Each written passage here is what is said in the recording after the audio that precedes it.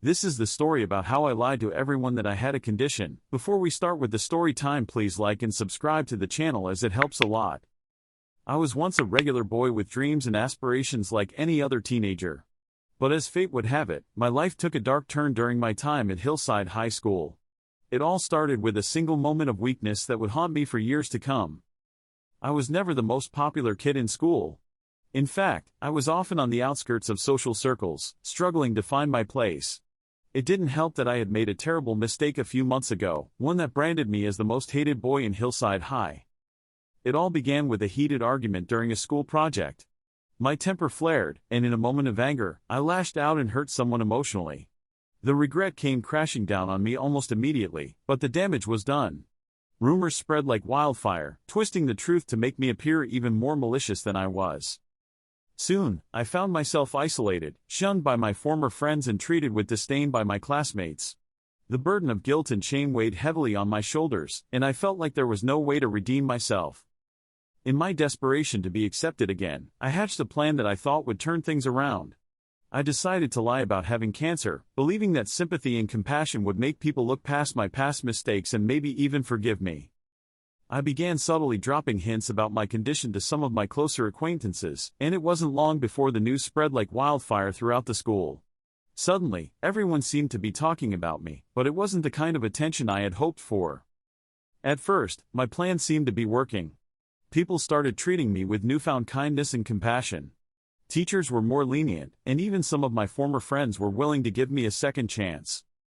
However, the weight of the lie was overwhelming. I had to maintain the facade, pretending to undergo treatments and doctor visits.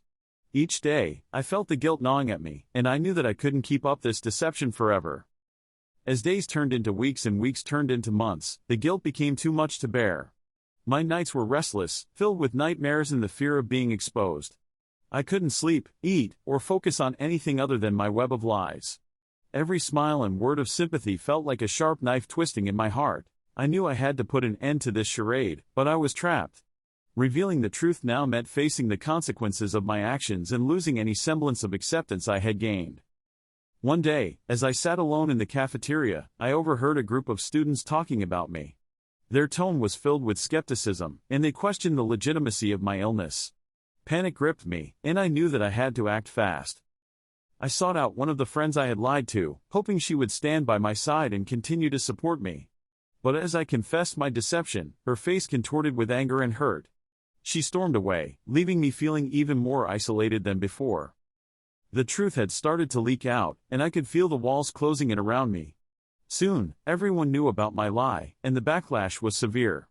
The sympathy and kindness I had received transformed into fury and disgust. I was publicly called out for my deception, and my peers unleashed their pent-up anger at me. They were right to be angry. I had taken advantage of their compassion and used it for my selfish gain. In the aftermath of the revelation, I faced the harsh reality of my actions. I had hurt people deeply, and I had to come to terms with the fact that I might never be forgiven for my deceit. But instead of retreating further into myself, I decided to confront my mistakes head-on. I wrote a heartfelt letter of apology to everyone I had misled, acknowledging the pain I had caused and taking full responsibility for my actions.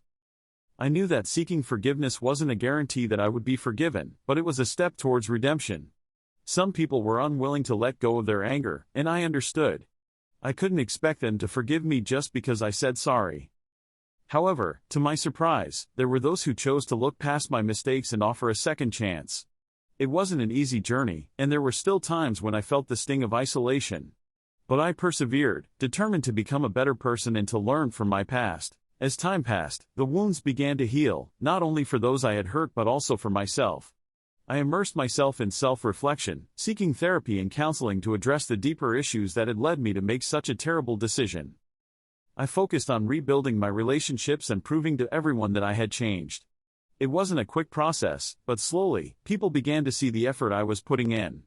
Some even started to offer support and friendship once again.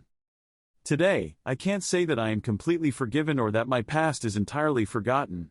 But I've come to realize that I can't change what happened. All I can do is learn from it and grow.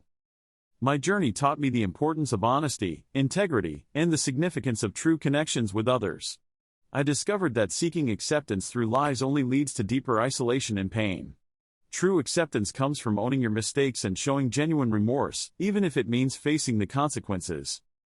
Though I once was the most hated boy in my school, I hope that through my actions, I can one day become someone worthy of respect and compassion. The path to redemption is long and challenging, but I'm committed to walking it, one step at a time. And as I look towards the future, I'm determined to make it a better one, both for myself and for those around me.